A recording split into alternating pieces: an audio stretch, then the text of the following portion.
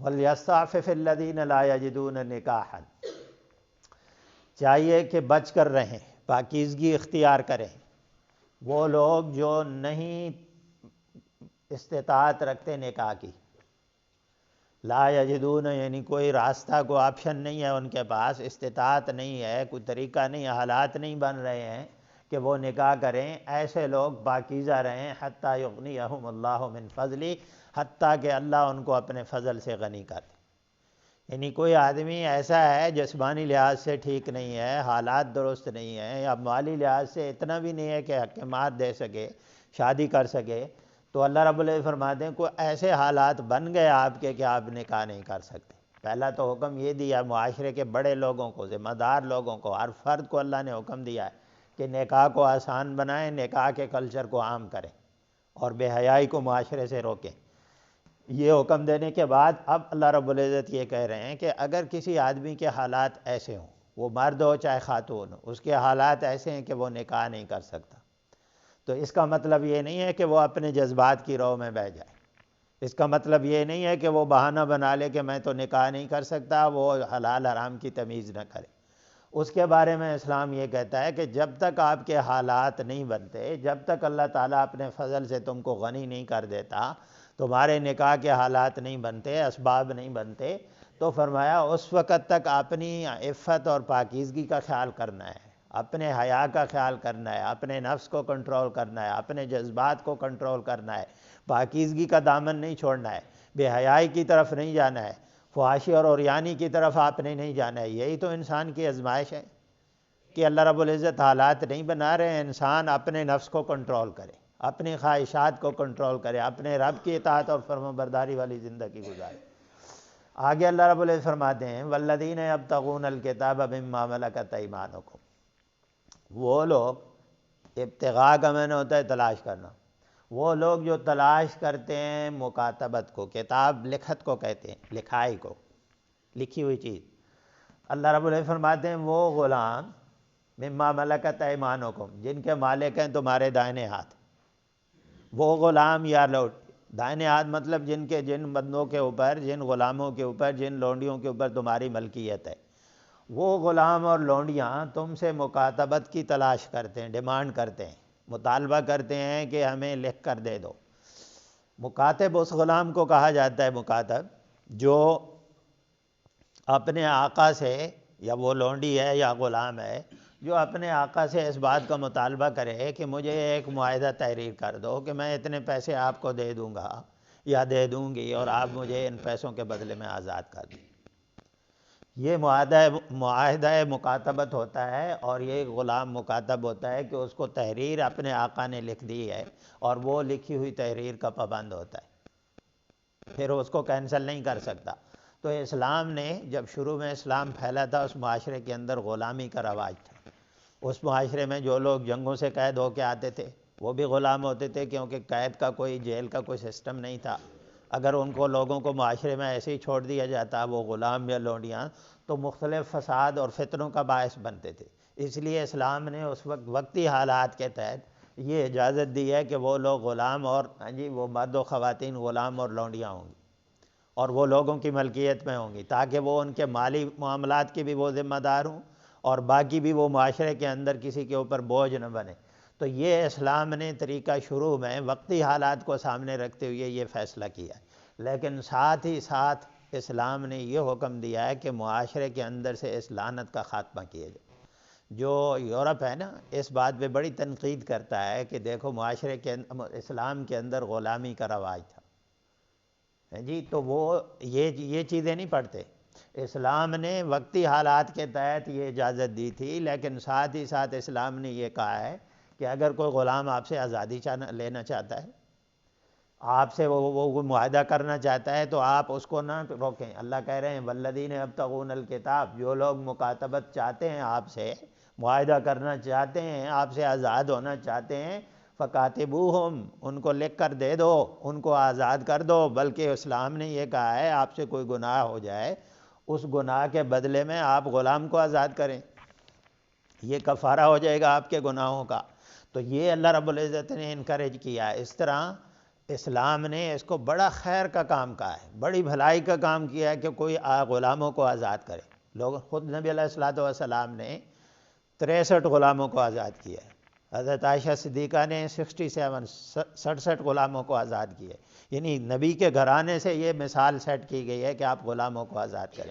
صدیق اکبر، عثمان غنی، عبد الرحمن بن عوف کے بارے میں آتا ہے 30,000 غلاموں کو انہوں نے آزاد کیے۔ تو یہ نبی علیہ الصلوۃ والسلام نے معاشرے کے وہ لوگ جو صاحب استطاعت ہیں ان کو حکم دیا آپ ان کو آزاد کریں۔ پھر گناہوں کے کفارے کے طور پر اسلام نے کہا ہے، مکاتبت کا اسلام نے کہا ہے، ہر ممکن اسلام نے کوشش کی ہے کہ یہ وقتی جو ضرورت تھی اس کا خاتمہ کیا جائے، لوگوں کو آزاد کیا جائے غلامی کے توق سے، اور اس سے انسانوں کو آزادی دی جائے۔ تو اللہ رب العزت فرماتے ہیں اگر کسی کا کوئی غلام ہے یا لونڈی ہے وہ مکاتبت چاہتے ہیں فکاتبوہم، ان کو لکھ کر دے دو، رکاوٹیں مت ڈالو، ان علمتم فیہم خیرا، اگر تم ان میں کوئی خیر جانتے ہو، ان علمتم اگر تمہیں معلوم ہے ان کے اندر کوئی خیر۔ خیر کا مطلب یہ ہے کہ وہ واقعی معاشرے کے اوپر بوجھ نہیں بننا چاہتے۔ یعنی اگر ایک غلام ہے یا لونڈی ہے وہ مکاتبت کا معاہدہ کر لیتی ہے اپنے آقا سے، اور پھر وہ پیسے بنانے کے لیے، وہ مرد ہے، غلام ہے یا لونڈی ہے، وہ معاہدہ کر لیتے ہیں، پھر معاشرے کے اندر بھیک مانگتے ہیں، لوگوں کے اوپر بوجھ بن جاتے ہیں، وہ پیسے پورے نہیں کر سکتے اپنے آقا کو دینے کے لیے، تو پھر یہ اگر خیر ان کے اندر نہیں ہے، معاشرے کے اندر اور فتنے اور فساد پھیلائیں گے، تو پھر ان کے ساتھ مکاتبت نہیں کرنی ہے۔ وگرنہ ایسا غلام جو واقعی صلاحیت رکھتا ہے کہ وہ آزادی لینا چاہتا ہے تو آپ اس کو آزادی دے دیں۔ وَآتُوهُم مِّن مَّالِ اللَّهِ الَّذِي آتَاكُمْ، اور دیں ان کو اللہ کا وہ مال جو اللہ نے تم کو دیا ہے۔ اللہ رب العزت نے دوسرے لوگوں کو حکم دیا ہے کہ اگر کوئی غلام یا لونڈی ایسی ہے جو اپنے آقا سے آزادی چاہتی ہے اور اس نے معاہدہ کر لیا اپنے آقا سے، تو دوسرے لوگوں کو انکریج کیا جا رہا ہے کہ جو مال اللہ نے آپ کو دیا ہے وہ اللہ کا مال ہے، آپ کا مال نہیں ہے۔ یعنی یہ ایک تو غلام ہے نا، یعنی غلام کی آزادی کے حوالے سے باقاعدہ زکوٰۃ کے اندر بھی اللہ رب العزت نے وفر رقاب، گردنیں چھڑانا، لوگوں کو آزاد کرنا، یہ ایک پوری مد رکھی ہے کہ آپ اپنے زکوٰۃ کا پیسہ اس کے اوپر خرچ کر سکتے ہیں، صدقے کا پیسہ خرچ کر سکتے ہیں۔ اور یہاں اللہ رب العزت نے فرمایا جو مال تمہارے پاس ہے وہ تمہارا مال نہیں ہے، وہ اللہ کا مال ہے۔ جو اللہ نے تمہیں مال دیا ہے اس مال کو ایسے غلاموں کے اوپر خرچ کریں، ایسے بے بس اور کمزور لوگ جو ہیں ان کو وہ مال دیں تاکہ وہ مشکلات سے نکلیں۔ تو یہ اللہ رب العزت کہہ رہے ہیں وَلَا تُكْرِهُوا فَتَيَاتِكُمْ عَلَى الْبِغَاءِ، یہ عرب معاشرے کی جو کمزوریاں تھیں ان کی طرف۔ آج کے دور میں تو یہ چیز نہیں ہے ہمارے معاشرے میں۔ وَلَا تُكْرِهُوا فَتَيَاتِكُمْ عَلَى الْبِغَاءِ، اور تم مجبور نہ کرو، تکرہو کراہت سے ملتا جلتا لفظ ہے، تم مجبور مت کرو فتیاتکم اپنی لونڈیوں کو، فتیات لونڈی کو کہتے ہیں، اپنی لونڈیوں کو تم مجبور نہ کرو علی البغاء، بغاوت کے اوپر، زنا کے اوپر، بدکاری کے اوپر تم اپنی لونڈیوں کو مت مجبور کرو۔ ان اردنا تحسنا، اگر وہ پاکیزہ رہنے کا ارادہ کر لیں، اگر وہ چاہتی ہیں پاکیزہ رہنا تو تم ان کو بدکاری پر مت مجبور کرو، لِتَبْتَغُوا عَرَضَ الْحَيَاةِ الدُّنْيَا، تاکہ تم تلاش کرو دنیا کی زندگی کا سامان، عرض کا معنی سامان، الحیات الدنیا دنیا کی زندگی، دنیا کی زندگی کا مال و متاع، دنیا کی زندگی کا سامان تم تلاش کرنا چاہتے ہو، اور لونڈیوں کو بغاوت پہ، بدکاری پر آمادہ کرتے ہو، مجبور کرتے ہو۔ یہ بھی عرب معاشرے کی ایک برائی تھی۔ عرب معاشرے کے اندر لونڈیاں تھیں، ان کے جو آقا ہوتے تھے وہ ان سے برائی کرواتے تھے، ان سے بدکاری کرواتے تھے۔ یہ مال کمانے کا ایک طریقہ تھا۔ جو بڑے بڑے لوگ تھے انہوں نے بہت ساری لونڈیاں رکھی ہوئی ہوتی تھیں، ان کو مجبور کرتے تھے کہ آپ نے اپنی برائی کے ذریعے، زنا کے ذریعے اتنے پیسے کما کے دینے۔ باقاعدہ اڈے بنے ہوتے تھے اور ان اڈوں کے اوپر جھنڈے لگے ہوتے تھے، اس جھنڈے کے اوپر اس قبیلے کا نام لکھا ہوتا تھا، لوگوں کو پتہ ہوتا تھا کہ یہ وہ گھرانہ ہے جہاں برائی کی جا سکتی۔ تو اس معاشرے کے اندر یہ برائی موجود تھی، اللہ رب العزت نے اس کی طرف اشارہ کیا، اور اسلام نے یہ اپنا احسان کیا لوگوں کے اوپر کہ ایسی برائیوں کا معاشرے کے اندر سے خاتمہ کیا۔ اسلام نے کہا ہے کہ اگر کوئی لونڈی وہ پاکیزہ رہنی چاہتی، یہاں یہ شرط کے معنی میں نہیں ہے کہ اگر پاکیزہ نہیں رہنا چاہتی تو آپ اس کو زنا پر مجبور کریں، کوئی حرج نہیں ہے پھر۔ یہ اللہ رب العزت کہہ رہے ہیں کہ بھائی دیکھیں، اگر آپ کی لونڈی بچنا چاہتی ہے اور پھر بھی آپ اس کو مجبور کر رہے ہیں، یعنی اگر وہ بچنا نہیں چاہتی، خود برائی کرنا چاہتی ہے، تو وہ خود مجرم ہے. لیکن اگر وہ بچنا چاہتی ہے، اپنے آپ کو پاکیزہ رکھنا چاہتی ہے، اور تم اس کو مجبور کر رہے ہو زنا کے اوپر صرف دنیا کی خاطر، دنیا کا مال و دولت لینے کے لیے، تو فرمایا اس سے بڑی خباثت کیا ہوگی معاشرے کے اندر، اس سے بڑا گناہ کیا ہوگا کہ ایک عورت، آپ اپنے دنیا کے مفاد کے خاطر پیسہ کمانا چاہتے ہیں اور عورت کو مجبور کر رہے ہیں کہ وہ معاشرے کے اندر فحاشی اور عریانی کو پھیلائے، آپ کو پیسے کما کے دے. آج بھی بڑے بڑے شہروں کے اندر، ہمارے پاکستان کے اندر ایسے سینٹر موجود ہیں، اور یہ بڑے بڑے لوگ ان کی سرپرستی کرتے ہیں. ہمارے یہ جو ایم پی ہیں، ان کی سرپرستی کرتے ہیں. تو اللہ رب العزت فرماتے ہیں کہ ایسا اگر کوئی کرے گا تو اس کے اوپر لعنت ہوگی اللہ رب العزت کی. تو یہ اللہ رب العزت کہہ رہے ہیں یہ نہ کرو، وَمَن يُكْرِهْهُنَّ، اور جو کوئی ان کو مجبور کرے گا، یعنی لونڈیوں کو اگر کوئی مجبور کرے گا، وہ تو بیچاری بے بس ہیں، کمزور ہیں، کوئی جبر کر دے گا، زبردستی کر دے گا، فَإِنَّ اللَّهَ مِن بَعْدِ إِكْرَاهِهِنَّ غَفُورٌ رَحِيمٌ، بے شک اللہ تعالیٰ اس کراہت کے بعد، اس مجبوری کے بعد، اس زبردستی جو ان سے گناہ کروایا گیا ہے، اس کے بعد اللہ تعالیٰ بخشنے والے ہیں اور رحم کرنے والے ہیں. یعنی اللہ تعالیٰ یہ کہہ رہے ہیں کہ ان لونڈیوں کا پھر کوئی قصور نہیں ہے جن کے اوپر جبر کیا گیا ہے، جن کے اوپر ظلم کیا گیا ہے، جن سے مجبوراً یہ گناہ کروایا گیا ہے. فرمایا ان کو اللہ تعالیٰ معاف کر دے گا، لیکن جنہوں نے یہ کام کروایا ہے انہوں نے اللہ کو جواب دینا ہوگا.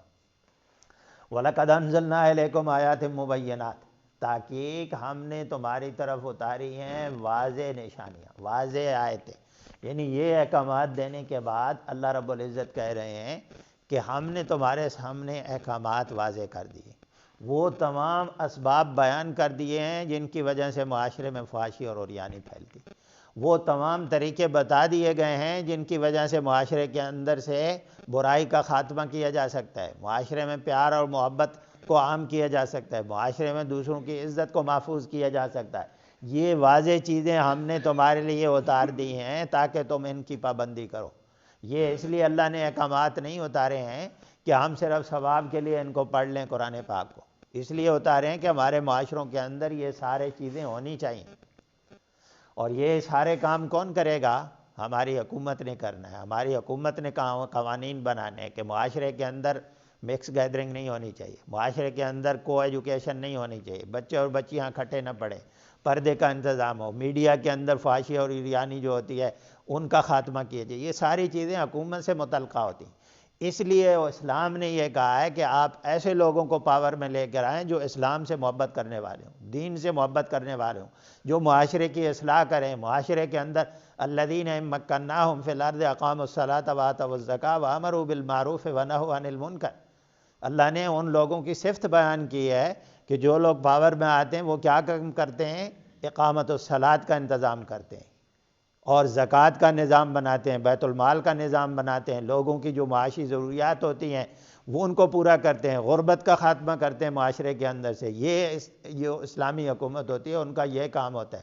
اور پھر کیا کرتے ہیں؟ امر بالمعروف اور نہی عن المنکر کا کام کرتے ہیں، نیک کام معاشرے میں عام کرتے ہیں اور برائیوں کا خاتمہ کرتے ہیں. معاشرے کے اندر زنا ہے، کسی کے اوپر ظلم اور ناانصافی ہے، ہاں جی، یہ ساری چیزیں فحاشی اور عریانی ہے معاشرے کے اندر، یہ حکومت کی ذمہ داری ہے. چوریاں اور ڈاکے معاشرے کے اندر نہ ہوں، یہ قوانین بنانے حکومت کی ذمہ داری ہے. اس لیے مجھے اور آپ کو یہ حکم ہے کہ ہمیشہ ایسے لوگوں کو پاور میں لے کر آنا چاہیے جو یہ کام کر سکیں، جو خود بدکاری کے اڈے بنائیں، ان کو سپورٹ کریں، ان کی حمایت کریں. آپ نے اخباروں میں پڑھا ہوگا پارلیمنٹ کے اندر کیا ہوتا ہے، شراب وہاں جاتی ہے، شراب کے لائسنس جاری کرتے ہیں، خواتین کو وہاں لے کے جاتے ہیں پارلیمنٹ لاجز کے اندر. تو یہ اس کا کون مجرم ہے؟ وہ بھی مجرم ہے، ہم بھی مجرم ہیں جو ان کو سپورٹ کرتے ہیں، جو ان کے نعرے لگاتے ہیں، جو ان کو انپاور کر کے وہاں بھیج دیتے ہیں. یہ ہم نے بھی جواب دینا ہوگا اللہ کے. اللہ فرماتے ہیں یہ واضح آیتیں ہم نے تمہارے لیے بھیجی ہیں. وَمَثَلًا مِّنَ الَّذِينَ خَلَوْا مِن قَبْلِكُمْ، اور مثال ان لوگوں کی جو تم سے پہلے گزر چکے ہیں، وہ قومیں جو تباہ اور برباد ہوئی ہیں، وہ جو قومیں جو فحاشی اور عریانی کو پھیلاتی تھیں، معاشرے میں عام کرتی تھیں، ان قوموں کا حشر کیا ہوا ہے، کیسے وہ اللہ کے غضب کی مستحق ہوئی ہیں، کیسے اللہ کا عذاب ان کے اوپر نازل ہوا ہے. ان لوگوں کے حالات تمہارے سامنے بیان کر دیے ہیں۔ وَمَوْعِظَةً لِّلْمُتَّقِينَ، اور یہ قرآن پاک، یہ ایک اللہ کے احکامات جو ہم نے تمہاری طرف نازل کیے ہیں، یہ متقی لوگوں کے لیے بڑی عمدہ نصیحتیں ہیں۔ موعظت کا معنی ہوتا ہے بہت عمدہ نصیحت، جس کے اندر خیر خواہی اور بھلائی ہو۔ اللہ رب العزت یہ کہہ رہے ہیں کہ ہم نے یہ جو احکامات تمہیں بتائے ہیں، اس کے اندر تمہاری بھلائی ہے، تمہاری خیر خواہی ہے، لیکن کن کے لیے؟ جو بچنا چاہتے ہیں، جو اللہ کی نافرمانی سے بچنا چاہتے ہیں، جو چاہتے ہیں کہ وہ ہمارا رب ہے اور اس کو اختیار ہے ہمارے لیے قانون سازی کرے، اس کی نافرمانی ہمیں نہیں کرنی چاہیے۔ تو فرمایا پھر تو یہ کتاب ان کے لیے بڑی خیر خواہی کا باعث بنے گی، بڑی عمدہ نصیحت ہے یہ کتاب کی شکل میں ان کے پاس۔ یہ احکامات ان کے لیے بہترین طریقہ ہیں کہ وہ اللہ کی نافرمانی سے اپنے آپ کو بچائیں۔ اللہ رب العزت سے دعا ہے کہ اللہ عمل کی توفیق نصیب فرمائے۔